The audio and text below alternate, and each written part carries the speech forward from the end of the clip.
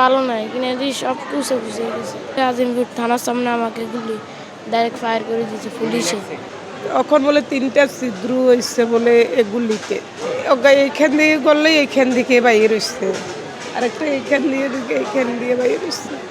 আমার তো দুনিয়াদারি এখন কেমতর মতো লাগতেছে। আমি বোনের বাসায় বেড়াতে মাইছি, এখানে আনন্দনে নামে গেছি। 4 তারিখে আমার এগুলি হচ্ছে 4টা বাজে বিকালে আমি আনন্দনে গেছি। এখান থেকে আমি থানার উত্তর আজিমপুর আছে, আজিমপুর থানার সামনে আমাকে গুলি ডাইরেক্ট ফায়ার করে দিয়েছে পুলিশে। পুলিশে 2টা আনন্দনের দেশের জন্য নামছে। ভালো নাই কিনে দিয়ে সব কুচে গেছে। কোন ক্লাসে পড়ো? 4-এ। কি নাম তোমার? আফসার। বাসা কই তোমাদের? বাসা নোয়াখালী। ঢাকা থাকো কোথায়? ঢাকা লাগি না, বোনের বাসাত বেড়াইতে মাইছি। আমার ছেলে বোনের বাড়িতে বেড়াইতে এসেছিল, বোনের বাসায় উত্তরাই আজমপুরে। ওইখানে সে যখন 5 তারিখে গলাগুলি হইতেছে, সরকার বিদেশি যাইতেছে, তখন সে বাইরে আন্দোলনে নামে গেছে। নামি যাওয়ার পরেতে আজমপুর থানার থেকে তারা সরাসরি 2টা গুলি ফায়ার করছে পুলিশে।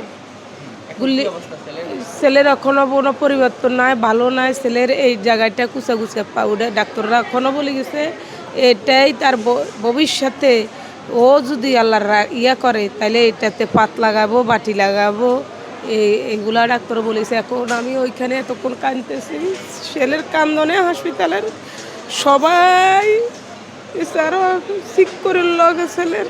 এখন ডাক্তার আইসে আর দেখি এখন বলে 3টা ছিদ্র হয়েছে বলে এগুলিতে।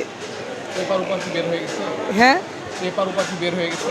এইখান দিয়ে গড়লে এইখান দিকে বাইরে হচ্ছে, আরেকটা এইখান দিয়ে বাইরে হচ্ছে।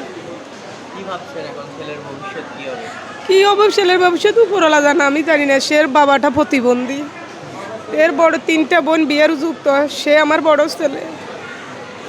আমার একটা টাকা দিন ইনকাম করে দিব, সে এমন একজন মানুষ নাই। না বাবা, দুর্বল। আমি খুঁজি বিচারি ছেলের ঘরে লই, সাধারণ লেখাপড়া ছেলের আনবার মতো আমার কোনো সুযোগ নেই।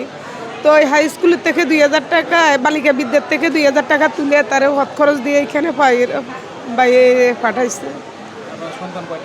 আমার সন্তান 2টা, একটা সে ছোট, আমার বড় ছেলে। মেয়ে 3টাই বড়। বড় ছেলের অবস্থা খারাপ, ভবিষ্যৎ নষ্ট হয়। গ্রামের বাড়ির কি অবস্থা বাবা? গ্রামের বাড়িতে কোনো খবর আমার কাছে নাই। তার বাবা কি করে, আমার মেয়েরা কি করে? আমার তো দুনিয়াদারি এখন কেমতর মতো লাগতেছে।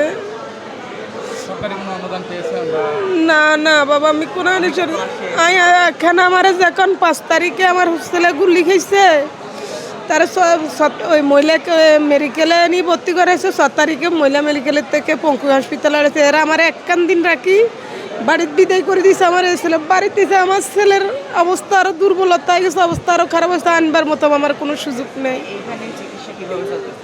এখানে চিকিৎসা এখন ডাক্তাররা, আমি পরশুদিন 4 দিন ভর্তি হয়েছি।